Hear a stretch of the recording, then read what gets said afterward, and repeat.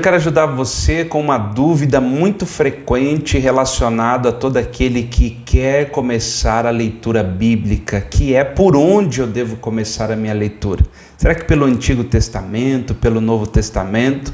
E a resposta é: você deve iniciar o estudo da Bíblia entendendo o que é a Bíblia. Se nós pegarmos o nome Bíblia, ela vem de um termo que significa coletânea de livros. Exatamente isso. A nossa Bíblia ela é composta de 66 livros, cartas, que fazem com que ela seja exatamente aquilo que você tem na sua mão. Então, o primeiro desafio é você entender que quando você pega a sua Bíblia, você tem ali 66 livros, cartas, completamente diferentes no seu estilo literário.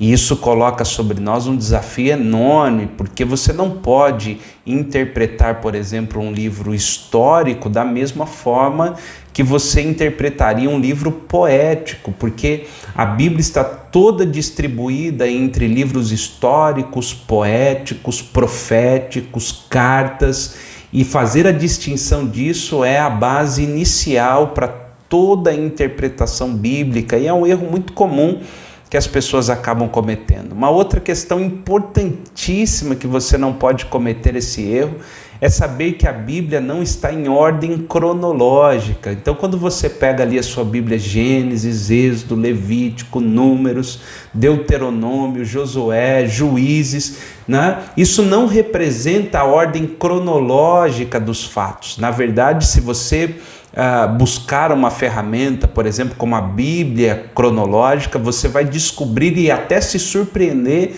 com a cronologia dos fatos. Então, você não pode pegar a Bíblia e entender que ela está em sequência, porque os livros foram colocados dessa forma. Então, entenda que não está em ordem cronológica os livros da Bíblia. Uma outra questão importante também é relacionado à sua linguagem. Um erro também muito comum é que nós muitas vezes não buscamos a fonte primária da língua, ou seja, nós temos no Antigo Testamento a língua hebraica e no Novo o grego. Temos algumas porções em aramaico, mas acabam sendo tão pequenas que nós acabamos que nem citando, por exemplo, em questões como essa. Mas a língua que é muito usada no Antigo Testamento é o hebraico, assim como o grego é usado no Novo. Então, quando eu quero fazer um estudo da palavra de Deus, eu preciso ter ferramentas que eu possa ir até esses textos na sua língua materna para poder entendê-los de fato. É óbvio que nós temos ótimas traduções na nossa língua, mas quando nós falamos em estudo da palavra de Deus, é muito importante que você tenha ferramentas que te dê acesso a essa língua materna, tanto o hebraico para o antigo, quanto o grego para o novo. Um outro ponto importante a respeito das Escrituras que você não pode errar é que nós estamos falando de datas diferentes relacionados ao escrito. Então você tem escritos aí desde Moisés, que escreveu o Pentateuco, isso nós temos ali 1200 a 1400 anos antes de Cristo.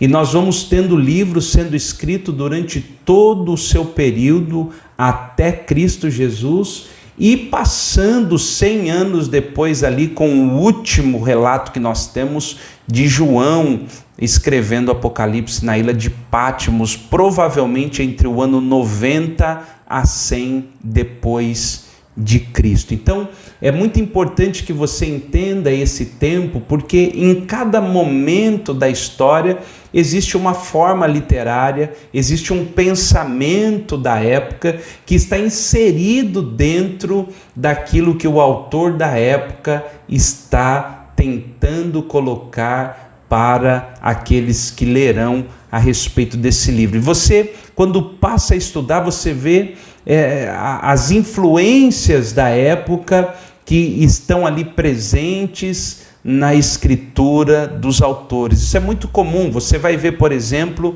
a diferença que acontece quando o povo vai para o exílio babilônico e tem contato com uma cultura, e quando eles retornam, você vê ali relatos totalmente influenciados por uma cultura. É só você pegar, por exemplo, os livros, primeiro e segundo livro de Samuel, e você pegar o livro de primeiro livro das crônicas, primeiro e segundo livro das crônicas, você vai ver o quanto que o pensamento foi influenciado a respeito dessa mudança, desse cativeiro, dessa cultura influenciando na escrita. Então, eu vou ficando por aqui para que o vídeo não fique muito longo, mas se você gostou do conteúdo, comenta aí que a gente vem com a parte 2. Deus te abençoe.